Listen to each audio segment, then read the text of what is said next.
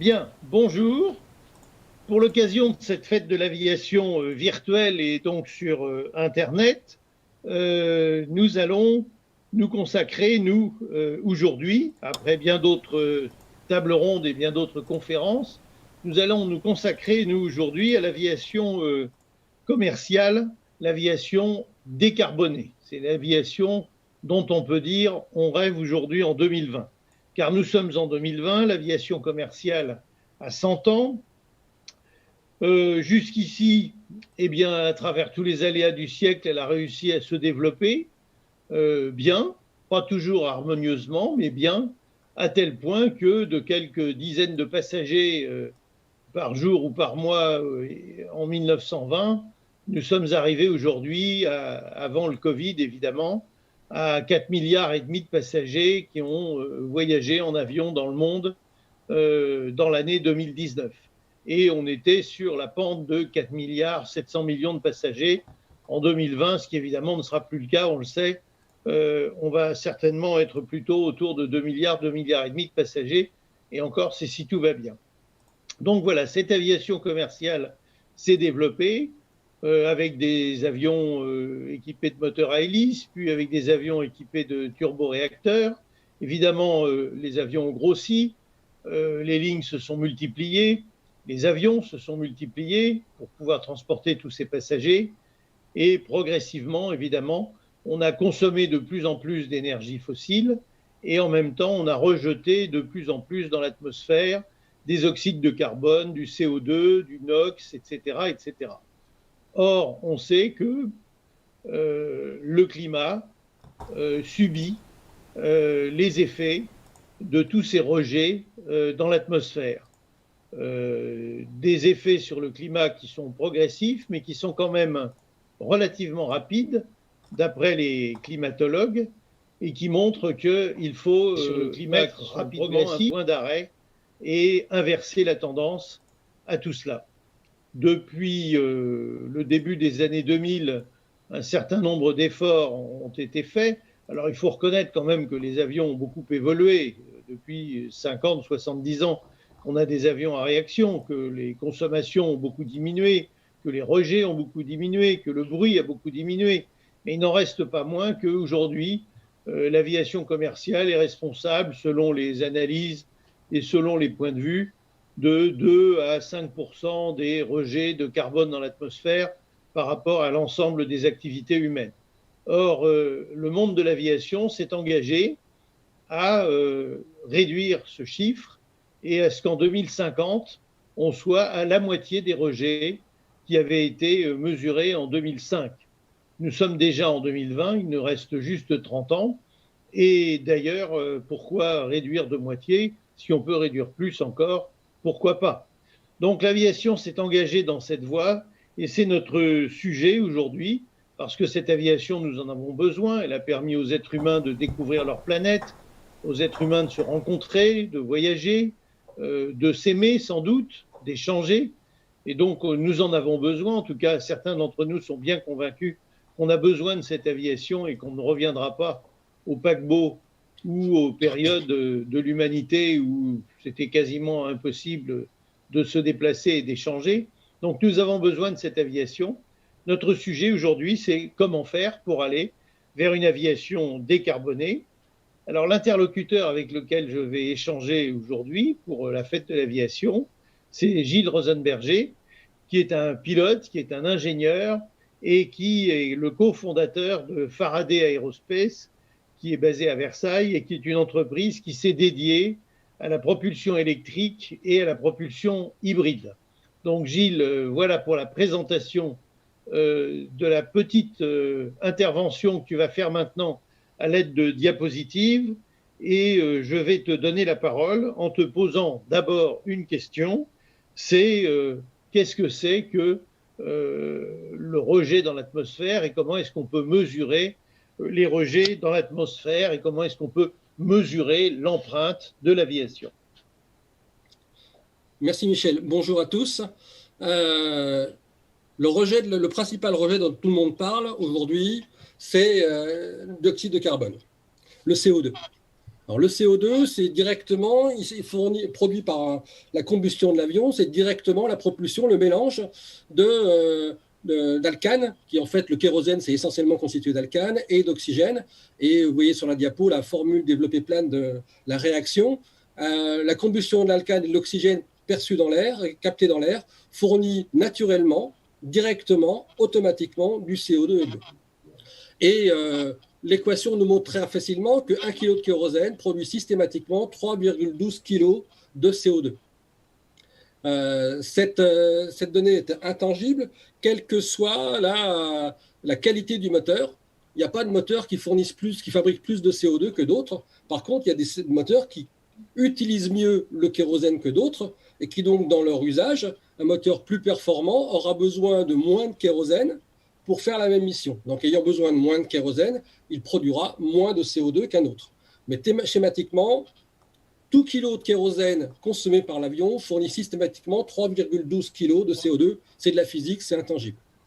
Les observateurs qui s'intéressent à la question montrent qu'en plus, le kérosène n'arrive pas directement, naturellement dans le réservoir. Il faut d'abord le capter, le transformer, le raffiner, le transporter, et ainsi de suite. Et qu'à ces 3,12 kg de CO2, de façon habituelle, on rajoute 0,5 kg forfaitairement pour ces opérations de captage, de forage, de captage, de raffinage et de transport. Et donc, schématiquement, 1 kg de kérosène consommé par l'avion va produire 3,5 à 3,6 kg de CO2. L'ordre de grandeur est exactement le même pour nos amis pilotes privés qui utilisent de la 100 LL. Alors, l'empreinte environnementale, de quoi parle-t-on? Je viens de parler de CO2. Le CO2, c'est relativement facile à identifier. On pense savoir le compter en kilos, en tonnes ou en mégatonnes, mais en fait, on ne sait pas le compter.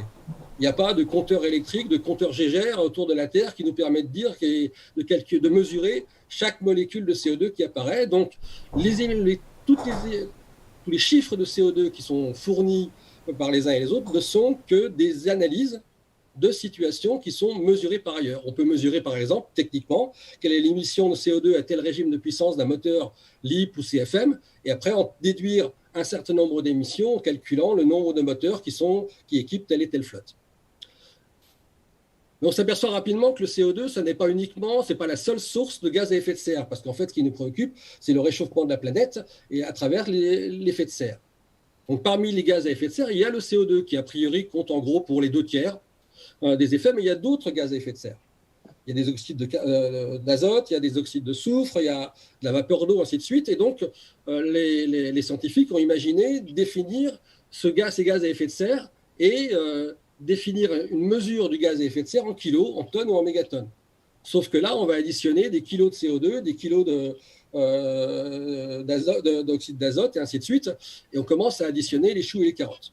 Pour autant, CO2, oxyde d'azote et autres n'ont pas le même effet. Et donc, comme ils n'ont pas le même effet, on est passé à une autre notion, c'est les effets radiatifs. L'effet radiatif, c'est la différence d'énergie reçue par la Terre en tant que système, pas uniquement la Terre et son atmosphère, la différence entre l'énergie reçue par la Terre et l'énergie réémise par la Terre. On comprend bien que si la Terre reçoit plus d'énergie qu'elle en réémet, eh ben, elle va se réchauffer.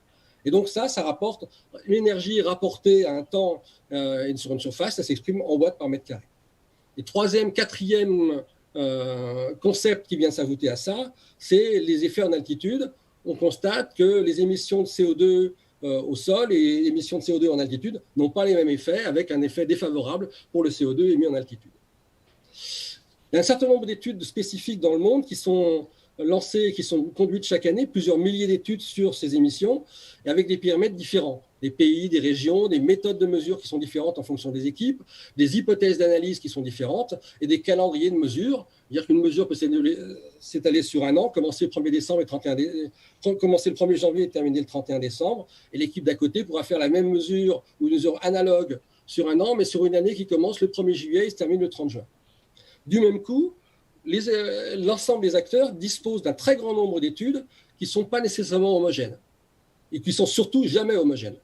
Et c'est pourquoi, au niveau de l'ONU, l'Organisation mondiale de la météorologie, on a créé l'IPCC, le groupe d'experts intergouvernemental de l'évolution du climat, ce qu'on appelle le GIEC, qui est un groupe de plusieurs centaines et maintenant quelques milliers d'experts qui sont en charge d'expertiser l'information scientifique, qui sont en charge d'analyser l'ensemble des études universitaires ou autres qui sont lancées dans le monde et qui aboutissent à un certain nombre de choses. Donc le premier de ces rapports est sorti en 99 et le premier des rapports dédiés à l'aéronautique, est sorti en 99. C'est un rapport qui fait 373 pages. Je reconnais que je ne l'ai jamais lu. Je n'ai lu que les 25 pages du rapport spécial résumé à l'intention des décideurs. Ça a été mis à jour en 2015 sur des études sur des valeurs, puisque bien sûr, quand on édite un rapport en 2015, les données peuvent pas être celles de l'année, et elles sont la compilation de données qui sont globalement émises en 2010. Et en 2015, sur des données de base 2010, le rapport du GIEC établissait que le transport était responsable de 14% des émissions. Alors là, quand on parle de CO2 équivalent, ça veut dire qu'on parle de gaz à effet de serre. Donc 14% de gaz à effet de serre plus 0,3%. Donc 14,3% des gaz à effet de serre émis en 2010 avaient pour responsabilité le transport aérien. Et si on regarde dans le détail, le chapitre 8 de cette même étude rentre un peu plus dans le détail. Excuse-moi, tu as dit le transport aérien ou les transports? Parce que sur transport aérien. Parce que sur la carte que tu nous as montrée, il y avait marqué transport. Tu as raison, je me suis embarqué. Les transports. Et j'en viens justement au transport aérien. Merci Michel. Sur ces 14,3%, l'ensemble des transports ont été disséqués et nous montrent qu'en gros, une dizaine de pourcents de ces donc 14,3% sont émis par l'aviation. Et si on regarde l'ensemble des chiffres qui apparaissent, on a à peu près le même niveau, 9,62% pour le transport maritime. Et si on regarde ce qui est le transport routier, on est à 72%, on est 7 fois plus. Donc, maintenant, ce chiffre 10,62%, d'où vient-il? Ce chiffre 10,62%, il vient de la compilation de dizaines d'études qui ont donc été traduites, analysées, validées, homogénéisées et synthétisées. Et donc, les experts du GIEC, dont la responsabilité, c'est justement de faire cette analyse, sont capables de sortir ce qu'on appelle un nuage de points, et que schématiquement, on représente par ce qu'on appelle un graphe à moustache. Tous ceux qui lisent les rapports du GIEC ou ce type de rapport identifient des graphiques qui présentent ce que j'ai à droite sur cette image, qui présentent à la fois la valeur maxi et la valeur mini de l'ensemble des études sur le sujet en question, et la valeur médiane. Et donc 10,62%, c'est la valeur médiane de cette étude. Et donc si on prend les 10,62% des 14,3%, on obtient à 1,5% des émissions globales de GES ont origine l'aviation. Ça, c'est le chiffre qui est la synthèse de l'ensemble des études dont nous disposions en 2015 et essentiellement basées sur des valeurs issues. Donc ça, c'est les chiffres 2010 oui. Pour l'ensemble de l'aviation commerciale ou non commerciale, comme rejet de gaz à effet de serre dans l'atmosphère. On est d'accord, c'est exactement ça. D'accord. Donc, en fait, le chiffre, c'est 1,5. Alors, on va voir. 2, 3, 6, 7, etc. Ouais, ça, c'est le seul chiffre connu. Le prochain chiffre connu sera en 2022, pour être homogène à ça. C'est la date d'édition du 6e rapport du GIEC. Là, on est en train de parler du 5e rapport du GIEC, celui qui est valide aujourd'hui. Maintenant, pour autant, il y a d'autres chiffres qui circulent. Et il y a d'autres études qui sont tout aussi intéressantes et tout aussi valides. Il y a notamment une étude qui s'appelle Transport Impact, qui était donc rédigée sur les données de 2005 et validée en 2009 par le GIEC. Et cette étude Transport Impact, elle nous dit que 3,5% du CO2 émis dans l'atmosphère ont pour origine l'aviation. Et que 4,9% des effets, c'est 3,5% du CO2, crée 4,9% des effets.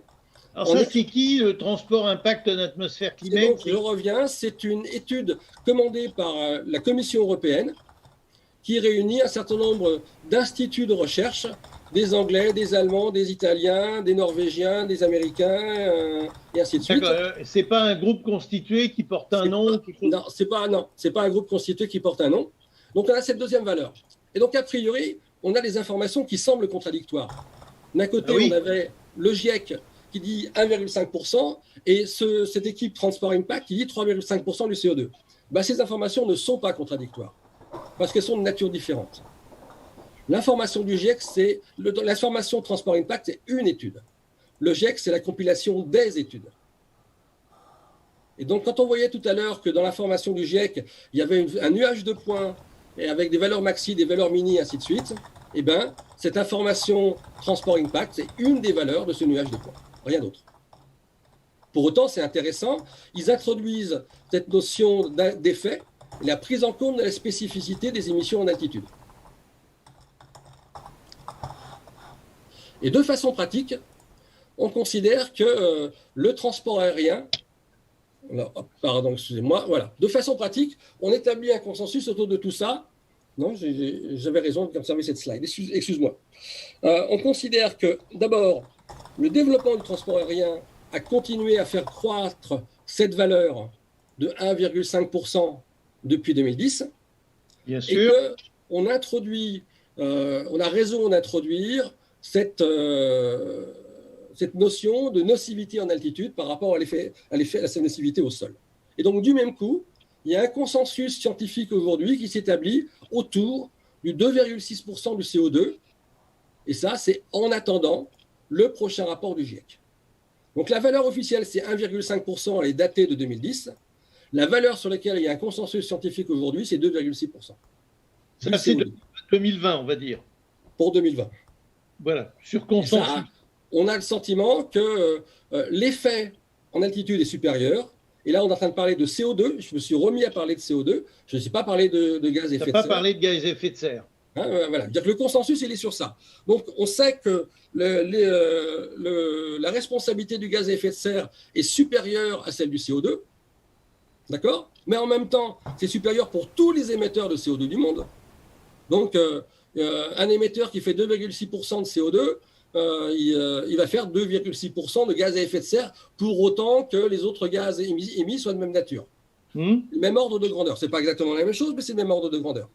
Par contre, on peut faire croître cette valeur-là par une valeur pifométrique de la nocivité en altitude. Mais là, on sort... Alors, il y a une chose qu'on pourrait peut-être prendre en compte aussi, c'est l'évolution non négligeable des performances des aéronefs qui sont sortis et qui ont été livrés depuis 2005. C'est-à-dire que les moteurs sont beaucoup plus modernes, consomment beaucoup moins et font beaucoup moins de rejets, et que l'aérodynamique des avions, le poids des avions, les constituants, les procédures d'utilisation, etc., ont eu aussi un effet positif. Alors, est-ce que ça, c'est pris en compte ? Alors ça, je ne pense pas que ce soit directement pris en compte dans ce consensus. Pour autant, tu sais très bien que la vitesse d'évolution de la flotte étant ce qu'elle est, avant que l'efficacité, la nouvelle efficacité des moteurs et des nouveaux avions au nouveau profil donne un résultat réel, il va se passer du temps. Oui, mais il y a aussi les procédures qui, elles, ont évolué tout à fait, globalement pour tout le monde et assez rapidement. Tout à fait. Donc c'est pour ça qu'on attend la sortie du chiffre 2022 qui, lui, fera la synthèse de l'ensemble. Et il prendra tout ça en compte, ce chiffre, en 2022 ? Théoriquement, oui, parce qu'il est constitué de plus en plus d'experts. Le premier rapport du GIEC réunissait un peu entre 200 et 300 experts. Le cinquième rapport a réuni plus de 800 experts. Et cette grosse différence, c'est la prise en considération d'experts plus fins sur des questions plus fines. Sur tous les aspects du transport aérien en général. Voilà, c'est-à-dire que les 800 experts partent sur l'ensemble du GIEC. Je n'ai pas parlé uniquement des experts dédiés au transport aérien. Mais on peut imaginer qu'une partie plus grande aussi soit dédiée au transport aérien. Ce qui est important... Tu as la place des aéroports, tu as la place des contrôleurs de navigation aérienne, tu as la place des opérations des compagnies, tu as la place de la formation des équipages, tu vois, tout ça. Les opérations au sol et ainsi de suite, il y a plein de choses. Voilà. Une chose intéressante pour cette comparaison, pour bien fixer les ordres de grandeur, c'est de regarder ce qu'il en est, à quoi correspond ce 2,6%. On a sous les yeux la répartition des 36 gigatonnes. Alors, personne ne sait ce que c'est qu'un gigatonne, j'en ai jamais mis dans ma poche. Mais il y a des calculs qui permettent... Gigas, c'est milliards. Voilà. Qui permettent d'allouer ces gigatonnes à chacun des pays du monde. Et donc, ces 36 gigatonnes, le premier émetteur, c'est la Chine, on en s'en doutait un peu. Je veux dire qu'avec 1,4 milliard d'habitants, nécessairement, ils émettent. Il ne faut pas perdre de vue que le Chinois moyen, depuis maintenant 2 ans, émet plus de CO2 que l'Européen moyen.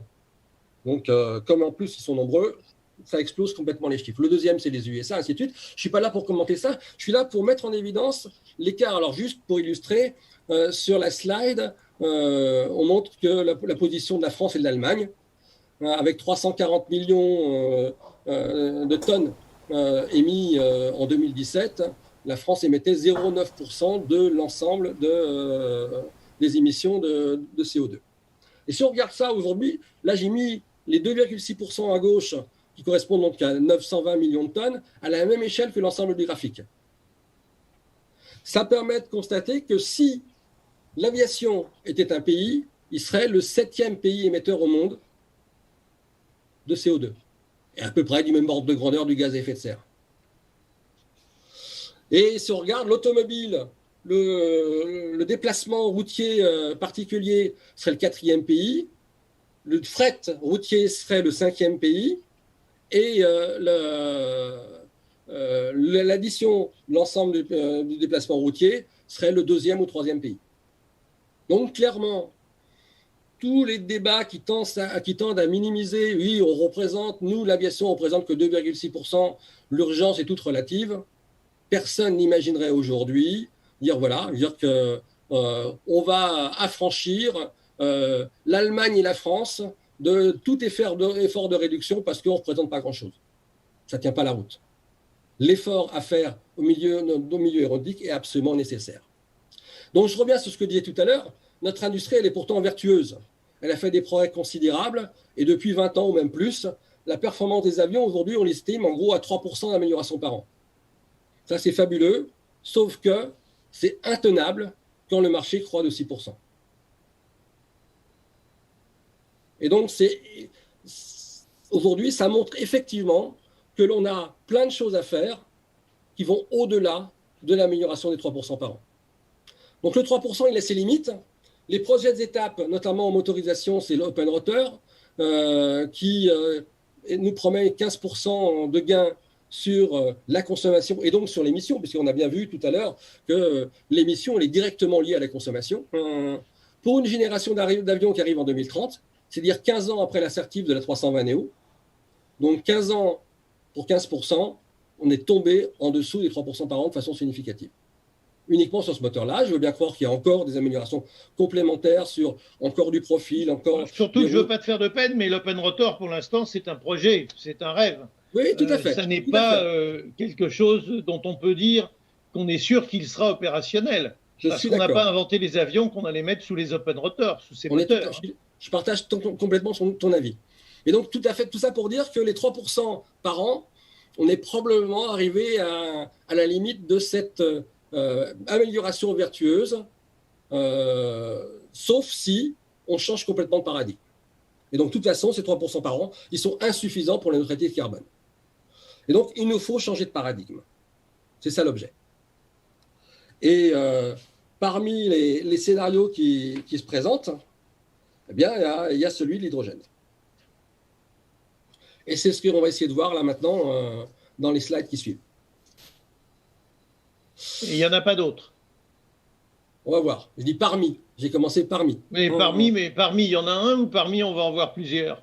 Alors, vu le temps qu'il nous est accordé, on va en voir qu'un seul là pour l'instant. On va évoquer les autres, mais... Oui. C'est-à-dire que là, on est peut-être quand même un peu insuffisant parce que l'hydrogène, c'est une piste. Et même si Airbus nous fait croire qu'en 2035, ils feront voler des avions à hydrogène, moi, je demande à voir. Hein. On peut voir si ça se passe en 2035 ou pas. Mais on va voir qu'il y a un certain nombre de réalismes et c'est ce qu'on va essayer de... d'autres pistes. Alors, d'abord, les autres pistes, c'est celles que tu as commencé à évoquer tout à l'heure. C'est l'optimisation des routes, l'optimisation des opérations au sol, le roulage, la PU, ainsi de suite, les aérodromes, zéro émission. Mais de toute façon, si on veut une neutralité carbone, il n'y a pas deux solutions. Il faut soit ne pas mettre de carbone dans le réservoir, soit mettre un produit qui recycle le carbone qu'on a utilisé. Donc le produit qui recycle le carbone qu'on a utilisé, aujourd'hui, c'est les kérosènes de synthèse, sur lesquels il y a un certain nombre de personnes qui travaillent, que je n'ai pas le temps d'évoquer aujourd'hui dans la petite heure qui nous est accordée. Je vais essayer d'aborder la question de la situation dans laquelle on ne met pas de carbone ni dans le carburant, ni dans la combustion, ni dans la fabrication. Parce que bien sûr, je veux dire que faire du zéro carbone à l'émission sur le moteur, c'est bien, mais si en amont, le fluide qu'on utilise est carboné, on n'a rien gagné réellement. Donc on a tout essayé, mettre dans le carburant, on a tout essayé, on a essayé les huiles de friture, l'aviation électrique, les carburants synthétiques, l'hydrogène. Bon, les huiles de friture, je passe parce que ça n'a bien sûr pas de réalité tangible, industrielle derrière. L'aviation électrique, je veux dire qu'on a monté que les batteries ne monteront pas au ciel, à moins dans un délai relativement court, dans les 10-15 années qui viennent, on a du mal à voir que des densités énergétiques de la batterie supérieures à 400 Wh par kilo. Aujourd'hui, on est en gros à 180 ou 200 Wh par kilo pour les meilleures batteries. Je parle du niveau de la batterie, je ne parle pas du niveau de la cellule. Mais l'électricité, on va le voir, ce n'est pas que la batterie. Les carburants synthétiques, on en parlait, très intéressant, mais aujourd'hui, ressources difficiles. On ne sait pas bien capturer le CO2 et on sait encore moins l'utiliser pour refaire. Au laboratoire, on sait le faire, mais en dimension industrielle, on ne sait pas encore correctement fabriquer du kérosène de synthèse à partir du CO2 qu'on aurait été capté. L'hydrogène, c'est celle qui me semble aujourd'hui la moins difficilement à portée de main. Je n'ai pas dit la plus facile, j'ai dit la moins difficile. Alors l'hydrogène, c'est la matière la plus fréquente de l'univers. 92% des molécules de l'univers sont de l'hydrogène. Alors il est clair que le Soleil est essentiellement fait d'hydrogène et que personne n'imagine aller capter aujourd'hui l'hydrogène à la surface du Soleil. Mais il reste que c'est aussi le principal constituant qu'on a sur la Terre. Sur la Terre, on l'a essentiellement sous forme d'associés à d'autres atomes. Le premier, c'est celui qu'on trouve dans l'eau, H2O. On en trouve aussi dans l'air, on en trouve sur des hydrures, on en trouve dans un paquet d'endroits, et on en trouve aussi dans les hydrocarbures. Hydrocarbures, c'est hydrogène plus carbone. L'hydrogène dans les moteurs, toute l'histoire de l'aviation, l'histoire des moteurs nous ont montré que les tout premiers moteurs ont tourné avec de l'hydrogène, aussi bien des moteurs à piston que des turbines. Il y a bien sûr un mais. Le mais, c'est sa densité. Il est 19 fois plus léger que l'air, et donc il faut de très gros volumes pour alimenter un moteur. Pour réduire ce volume, on a 3 technologies. La compression, la liquéfaction et on va dire que la dissolution dans ce que j'appelle une éponge. La compression, c'est le comprimer jusqu'à 700 bars. Au-delà de 700 bars, ça ne sert plus à rien. On consomme beaucoup d'énergie et pour un résultat qui est marginal. La courbe s'aplatit complètement. Donc aujourd'hui, cette compression à 300-700 bars nécessite des réservoirs très lourds parce qu'elle est capable de tenir cette pression importante. Et c'est la technologie qui est retenue dans l'automobile.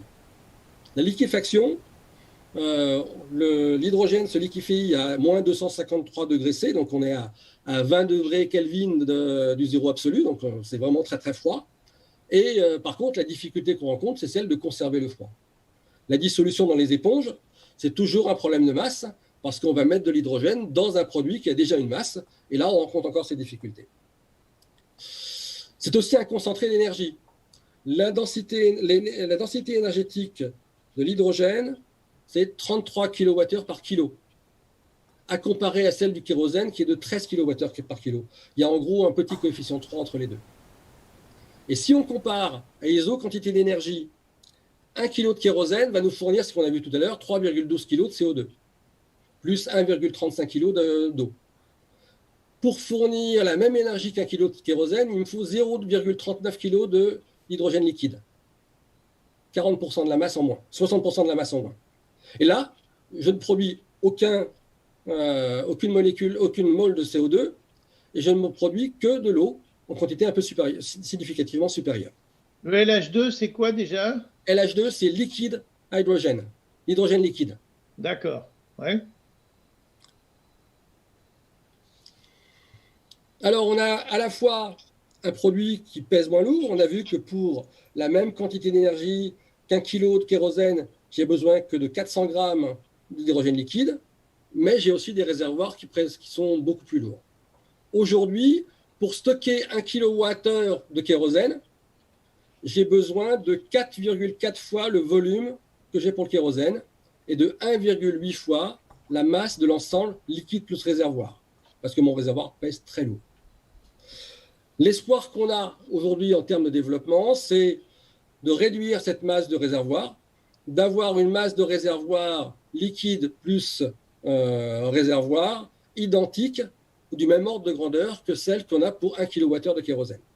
Pour autant, la différence de volume ne va pas changer, ce n'est pas de la technologie, c'est de la physique, donc on n'y changera rien. Sauf à imaginer une autre technique de stockage que la compression et la liquéfaction. Pour l'instant, il n'y a personne qui a d'idée là-dessus. Donc 4,4 fois le volume du kérosène, c'est doublé d'une autre contrainte, c'est le maintien au froid. Le scénario qu'on privilégie aujourd'hui pour maintenir les moins 253 degrés, c'est un système passif, c'est de l'isolation. Mais ça génère de l'évaporation de façon significative, environ 3% par jour.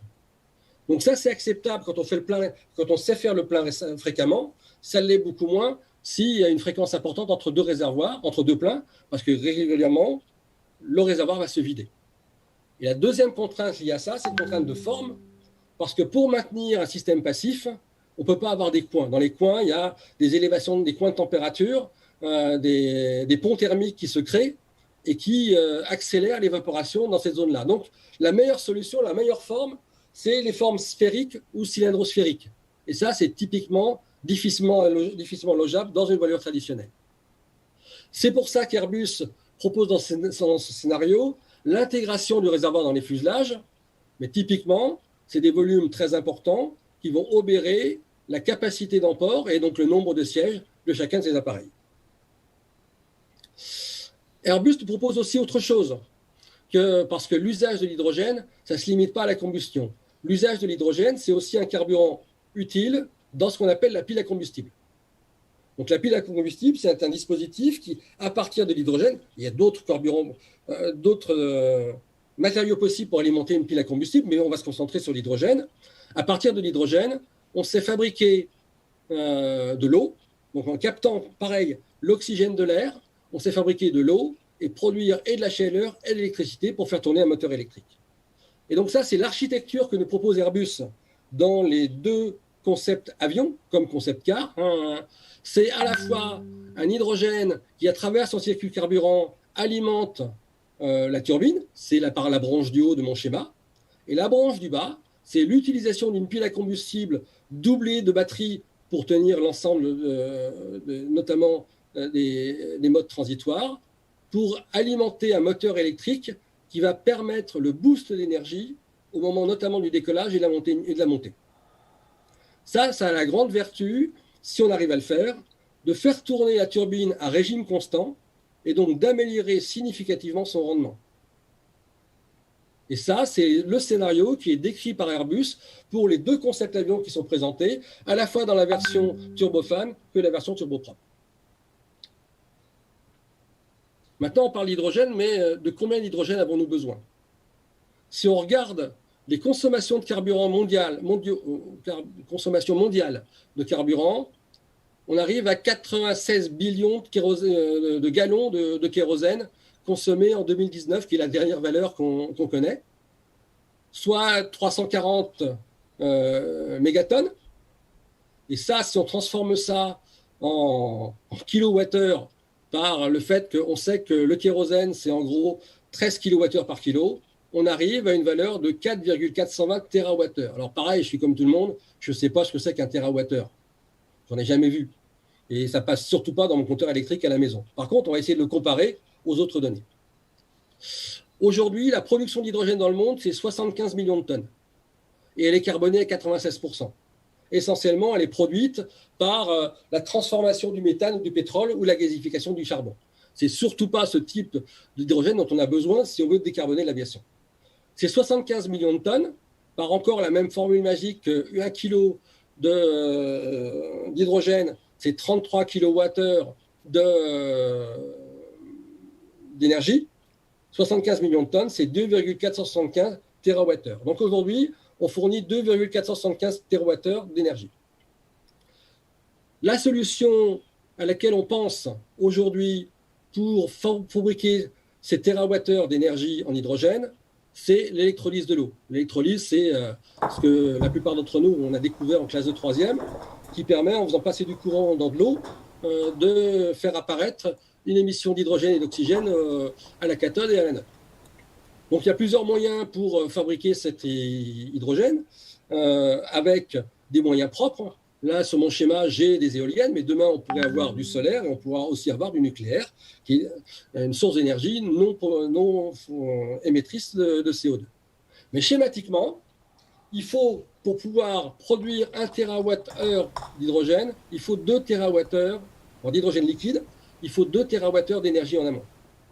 Parce qu'il faut, il faut le comprimer, on comprime plusieurs fois pour pouvoir le refroidir et l'amener à moins de 153 degrés. Maintenant, on va regarder l'ensemble à quoi tout ça correspond. Donc, je rappelle à droite que la production actuelle d'hydrogène liquide, c'est 2,475, 2,5, 2,5 TWh. Le besoin de l'hydrogène en termes aéronautiques, on l'a vu tout à l'heure, c'est 4,4 TWh. Donc, aujourd'hui, si on voulait, alors que l'ensemble de la production électrique... Ça, c'est dans le monde, hein, c'est ça. Dans le monde, ah oui, c'est chaque fois des valeurs mondiales. Je reprends mes planches parce que j'ai un truc qui a disparu, je m'excuse. Donc, si on voit, voilà, les 4,4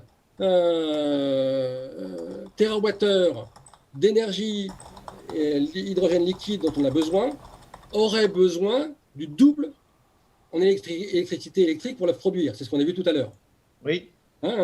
Donc ça, c'est 8,8 TWh d'électricité dont on a besoin, représente 25% de l'électricité de la production mondiale, 28% de la production mondiale d'électricité, qui est le graphique de gauche.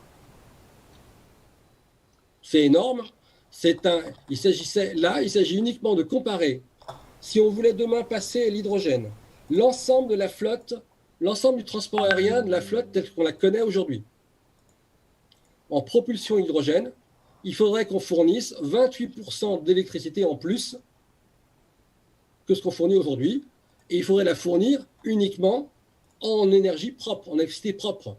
Or, sur les 25 TWh, 25 000 TWh fournis dans le monde, eh ben, il n'y en a que un peu plus de 30% qui sont fournis de façon propre, sans émission de gaz à effet de serre.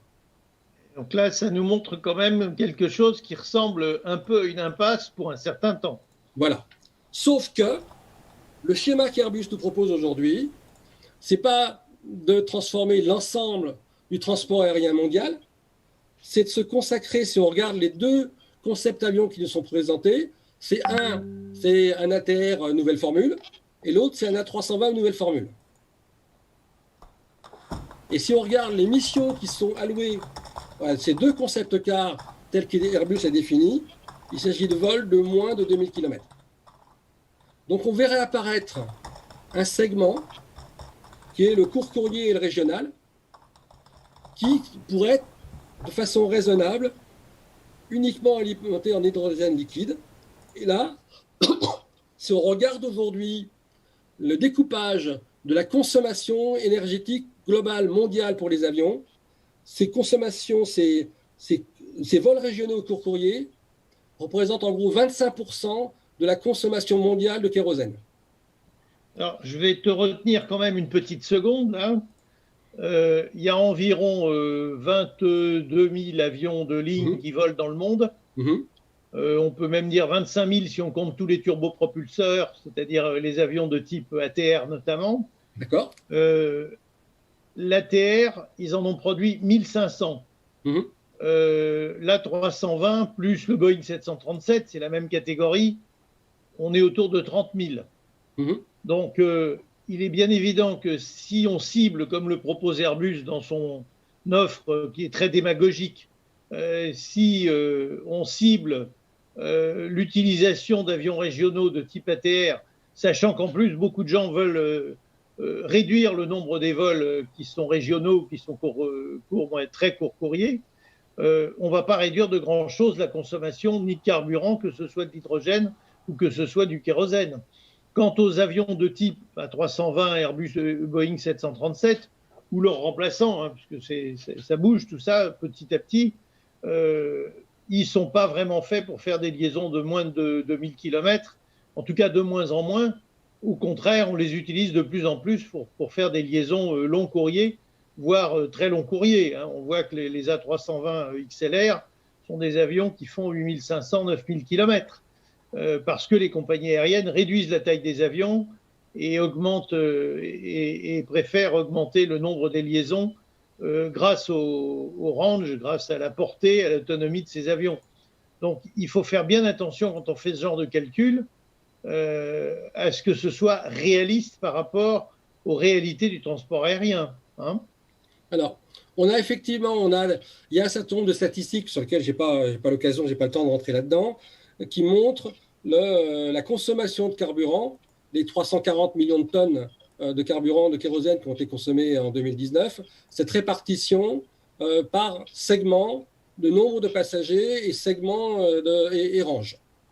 Et donc, si on regarde uniquement ce que j'ai décrit, les vols de moins de 2000 km avec moins de 200 personnes à bord, l'ensemble de ces vols ont consommé en gros 25% de la consommation mondiale du carburant. Tu es sûr de ça? C'est les données qui sont aujourd'hui émises par les gens qui travaillent notamment sur les carburants de substitution. Oui. Bon, moi j'aimerais qu'on nous publie des éléments précis là-dessus parce que c'est très important. Bien sûr, c'est clé, c'est évident. L'information n'est pas disponible facilement, mais je pourrais partager facilement la source de cette information. Bien sûr. Et donc, si on en est sur ce quart, au lieu d'avoir besoin de consommer 28% de l'énergie électrique produite dans le monde, on n'en a besoin que de 7%.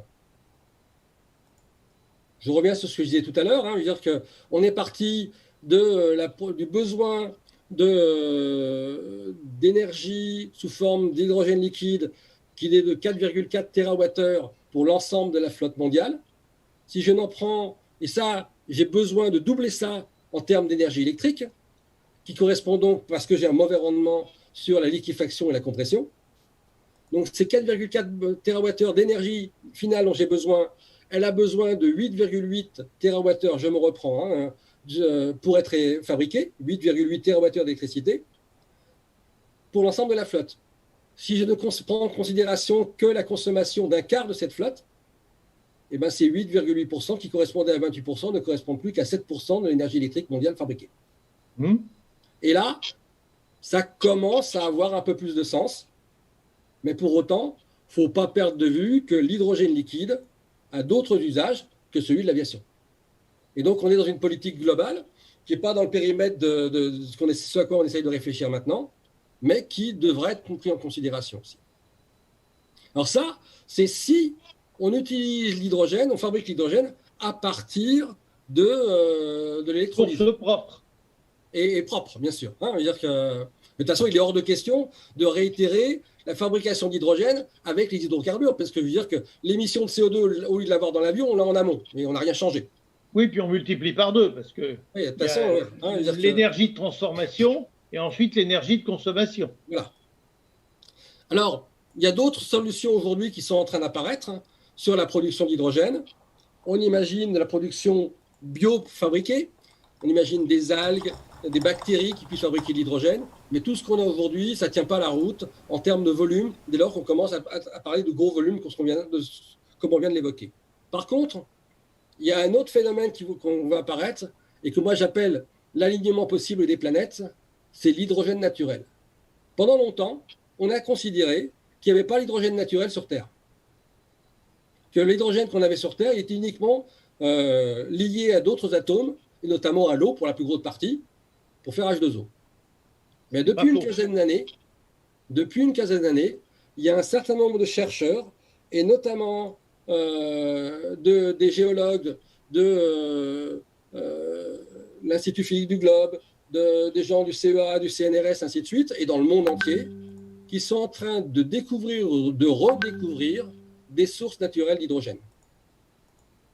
Et parmi ces sources naturelles d'hydrogène, on a identifié un certain nombre de choses qui sont sur des volcans sous-marins. Alors, je ne vais probablement pas utiliser le bon vocabulaire que les géologues veulent utiliser, mais je veux dire que des volcans sous-marins qui émettent de façon continue de l'hydrogène, et l'hydrogène arrive à la surface et part pour les petits oiseaux.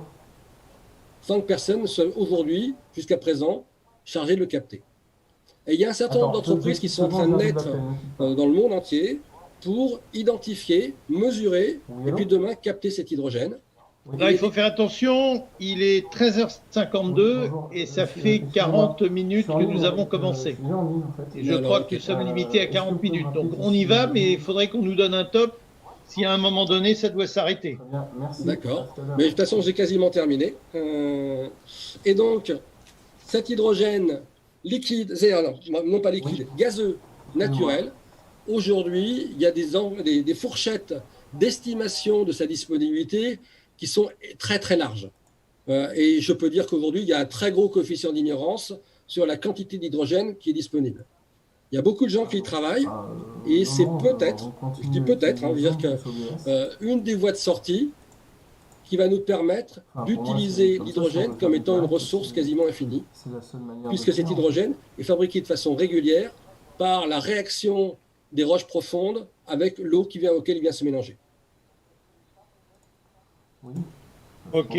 Voilà, donc pour faire court, l'hydrogène est un des moyens possibles de décarbonation d'une partie de l'aviation, d'une partie du transport aérien, au moins peut-être sur ces vols courts courriers. Il est clair que le scénario qui est présenté par Airbus ne traite pas les moyens courriers et les longs courriers, et que là, aujourd'hui, il reste encore beaucoup de choses à faire, et que la solution qui est aujourd'hui promue par les motoristes et par les avionneurs, c'est les carburants de synthèse, les kérosènes de synthèse. Alors on oublie progressivement les biokérosènes, parce qu'il y a un gros problème sur le biokérosène de compétition entre la biomasse utile à la nourriture humaine et animale et la biomasse qui serait consommée par le kérosène. Et donc, il y a un gros espoir qui est fondé sur le kérosène de synthèse, sur lesquels, en ce qui me concerne aujourd'hui, je n'ai pas de visibilité. Ok. Bon, bah, écoute, merci, c'était très intéressant. Bon, c'est dommage qu'on n'ait pas le temps de faire le tour de l'ensemble des carburants, comburants éventuellement utilisables pour permettre de faire évoluer le transport aérien. Mais enfin, c'était un point intéressant sur l'hydrogène. Je voudrais quand même qu'on parle d'une chose, c'est que les dates qui sont fixées, 2035 par Airbus, 2050 pour la division par deux des rejets assurés par le transport aérien vis-à-vis du GIEC, 2022, 24, 26, etc., selon certains gouvernants, en particulier en France, concernant des avions hybrides ou des avions à très faible rejet de carbone. Alors là-dedans, qu'est-ce qui est sérieux, qu'est-ce qui n'est pas sérieux? Est-ce que tous ces délais qu'on annonce sont des délais qui sont tenables ou pas tenables? Et est-ce qu'on peut tenir de tels délais avec un transport aérien qui, alors aujourd'hui, se porte extrêmement mal, qui est en situation catastrophique, et deuxièmement, sans bénéficier des revenus et des bénéfices du transport aérien pour financer sa propre évolution? C'est une vraie question, évident. J'ai bien sûr pas la réponse, mais j'ai quelques éléments de réflexion. Le développement d'un avion aujourd'hui, si on regarde le coût de développement d'un avion comme la 350, c'est de l'ordre d'une douzaine de milliards d'euros, de dollars, à cet ordre de grandeur-là. Plutôt 15. Ouais. Plutôt 15. Dire que, voilà. Mais il s'agit de coût de développement d'un avion. Là-dessus, sur cette enveloppe-là, on n'a pas développé le moteur. Le moteur a été développé sur d'autres budgets par les motoristes. Donc, grosso modo, on peut estimer que le coût de développement d'un avion avec un système propulsif innovant, peut-être celui qu'on vient de voir, c'est une enveloppe à 50 milliards. Aujourd'hui, personne ne sait comment on va financer ces 50 milliards. Airbus... Sauf si on le fait financer progressivement en faisant évoluer les productions d'avions et le transport aérien. Le problème, c'est qu'à cette échelle-là, je ne pense pas que la planète ait le temps de cette évolution progressive. C'est-à-dire que déjà, le calendrier affiché par Airbus, des concepts développés jusqu'en 2025, alors développés au sol, sur papier, dans le laboratoire, sur des bancs de tests, ainsi de suite, pour à partir de 2025 lancer la bonne solution qui serait issue de ces études et avoir une certif en 2035. C'est déjà un calendrier qui est très, très, très, très court. Ah oui, surtout qu'on ne possède aujourd'hui aucune des technologies qui sont proposées. Alors, je ne serais pas aussi radical que ça. Je veux dire qu'on sait alimenter des moteurs et des turbines, des moteurs à piston, mais ça ne concerne pas Airbus, et des turbines avec de l'hydrogène. Ça, oui. je veux dire que, enfin, on pourrait savoir. Ça a déjà été fait. Oui. Il y a pas mal d'études aujourd'hui documentaires qui constituent une bonne base. Oui, mais au niveau prototype, on sait faire, au niveau essai. Au niveau prototype. Ouais. Aujourd'hui, les grands motoristes, que ce soit GE, Safran, Rolls, Pratt, ne communiquent pas. Ils communiquent sur plein de choses, mais il n'y a pas de communication sur l'usage de l'hydrogène dans leur moteur. Or, techniquement, transformer une turbine à kérosène, une turbine à hydrogène, ça n'est que, je vais mettre des guillemets, je vais me faire tuer par mes copains motoristes, mais ça n'est qu'un changement d'injecteur et de chambre de combustion. En amont, il y a un peu plus de choses à faire parce qu'en fait... Je pense que c'est plus complexe. Voilà, mais c'est plus complexe, mais ce n'est pas aussi complexe que la création d'un moteur à ignition. Non, bien sûr, on ne part pas de zéro. On ne part pas de zéro.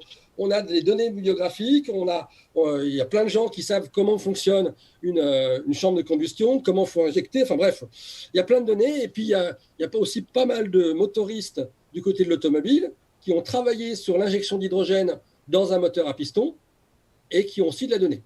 Donc voilà, on ne part pas de zéro, mais il y a quand même un gros boulot à faire. Alors, on a le stockage à bord et l'avitaillement qui sont aussi des problèmes complexes. Il y a aussi tout le système carburant, parce que je veux dire qu'on ne passe pas naturellement du réservoir à la chambre de combustion. Et si on veut une source hybride, il y a aussi toute la construction de l'architecture électrique, sa validation, non seulement sa validation du point de vue fonctionnel, mais du point de vue safety aussi, qui est une dimension importante, qui aujourd'hui freine de façon significative la montée en puissance de la propulsion électrique. Donc, écoute, je reçois un message me disant qu'il y a une conférence derrière et que nous devons clore, mon cher Gilles. Alors, donc, on va dire que je te remercie en tout cas pour toutes ces informations et pour la manière dont tu nous les as présentées, qui est très pédagogique. Et puis, place à la suite. Si mes souvenirs sont bons et après nous, il doit y avoir Laurent Chiabeau qui va nous parler du vol randonnée en parapente. Je crois que c'est quelque chose comme ça. Voilà. Fabuleux. Merci bien. Merci à tous. Et ça sera peut-être l'occasion d'une autre conférence sur des sujets complémentaires. OK. Au revoir à tous. Merci. Au revoir à tous.